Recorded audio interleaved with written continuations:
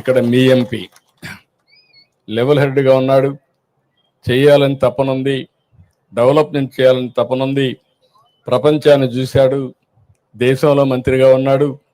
ఆయనకు కూడా చెప్పా, ఎక్కువ సమయం స్పెండ్ చేయండి.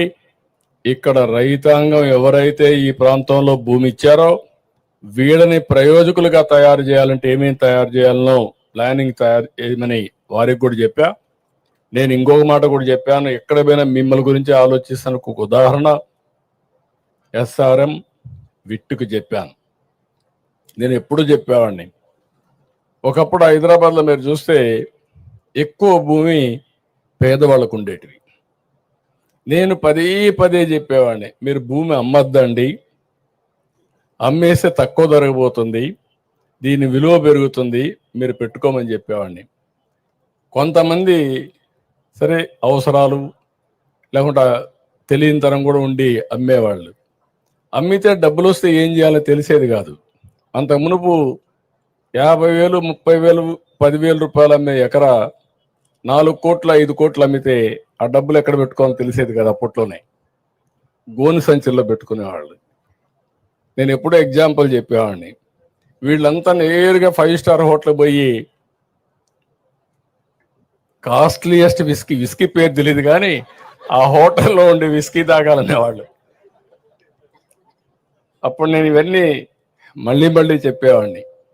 ఇక్కడే మీకు కూడా చెప్తున్నా, దుర్వినియోగం చేయొద్దండి. అమరావతి రైతాంగం అంతా మీరు మీ పిల్లలు ఆలోచించండి. అందరం సాధారణ కుటుంబాలను పుడతాం. వచ్చిన అవకాశాన్ని ఉపయోగించుకుంటే మనం అనుకున్న స్థాయికి ఎదిగేదానికి అవకాశం ఉంటుంది. మీరు ఇంటికి ఒక ఆంట్రప్రెన్యూర్ అన్నాను. ఆ ఆంట్రప్రెన్యూర్ అనేది అమరావతి నుంచే ప్రారంభం కావాలనేది నా ఆలోచన. ఇక్కడ విట్టు, ఎస్ఆర్ఎం, రేపు రాబోయే రోజుల్లో టెక్నాలజీ కోసం బిట్స్ పిల్లని ప్రపంచంలో ఉండే యూనివర్సిటీస్ అన్నీ వస్తాయి. ఇక్కడే మీ భూమిలో మీరు చూస్తే క్వాంటమ్ కంప్యూటింగ్ వస్తూ ఉంది. క్వాంటమ్ వాల్యూగా డిక్లేర్ చేశాను. విశాఖపట్నంలో నిన్నే గూగుల్, ఈరోజు ఢిల్లీకి వెళ్తున్నా, గూగుల్ కూడా వచ్చే పరిస్థితికి వచ్చింది. ఈ గూగుల్ వల్ల ఏఐ సునాయాసంగా డేటా సెంటర్ ఏఐ వస్తుంది. ఇవన్నీ కూడా మీరు గుర్తుపెట్టుకోవాల్సింది. నాకు కూడా అర్థమయ్యి ఇవన్నీ కాదు, నేను మొదటి నుంచి కూడా ఏదైనా అర్థం చేసుకొని ప్రపంచంలో ఏది జరుగుతుందో దాన్ని ముందు ఊహించి మన తెలుగు జాతికి అందించాలనేది నా ఆకాంక్షని మరొకసారి మీ అందరికీ తెలియజేస్తున్నా. ప్రధానమంత్రి గారు క్వాంటమ్ మెషిన్ పెట్టాడు, నేను క్వాంటమ్ కంప్యూటర్ అమరావతి తీసుకొచ్చా. ప్రధానమంత్రి గారు గ్రీన్ హైడ్రోజన్ మిషన్ పెట్టాడు, నేను ఆంధ్రప్రదేశ్ని గ్రీన్ హైడ్రోజన్ వ్యాలీగా తయారు చేస్తున్నా. అందరూ ఏ గురించి మాట్లాడుతున్నారు? హైదరాబాద్లో మీరు ఆ రోజు హైటెక్ సిటీ, ఐటీ, ఒకే ఒక నిర్ణయం, మీ ఊర్లో కూడా ఉంటారు. ప్రపంచంలో ఏ దేశానికి పోయినా హైయెస్ట్ పర్ క్యాపిటల్ ఇన్కమ్ ఎవరిదంటే తెలుగు వారిది. అది తెలుగు వారి యొక్క ప్రతిభని మరొకసారి మీ అందరికి విజ్ఞప్తి చేస్తున్నా. ఇప్పుడు ఏ అయిపోయింది, డేటా సెంటర్, లేకపోతే క్వాంటమ్ కంప్యూటర్, ఇంకొక పక్కన ఎక్కడికక్కడ ఆర్టిఫిషియల్ ఇంటెలిజెన్స్.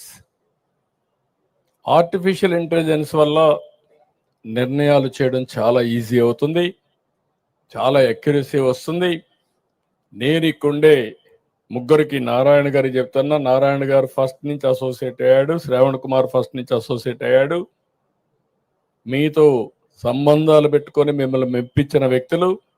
నేను అందుకే ఒక మాట చెప్పాను, మీరు కూడా గుర్తుపెట్టుకోవాల్సింది, అన్ని మీరే చేసేయంటే ఎవరు చేయలేం, కానీ మీరు బాగుపడడానికి దోహదం చేయడానికి హ్యాండ్ హోల్డింగ్ ఇవ్వడం మా బాధ్యత, ఇబ్బందులు లేకుండా చేయడం మా బాధ్యతని మరొకసారి మీ అందరికీ తెలియజేస్తున్నా. ఏదో మిమ్మల్ని మెప్పించడానికి నేను మాట్లాడడం లేదు, కానీ నాకు కూడా పనులు 176 ఉంటాయి.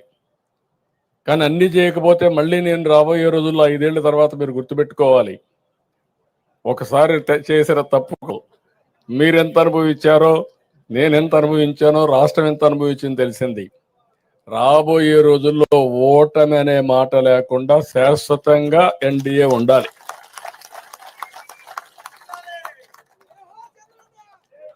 ఎన్డీఏ శాశ్వతంగా ఉంటే అటు నరేంద్ర మోడీ గారు 2047కి ప్రపంచంలోని నెంబర్ 1 ఆర్థిక వ్యవస్థగా భారతదేశం తయారవుతుంది.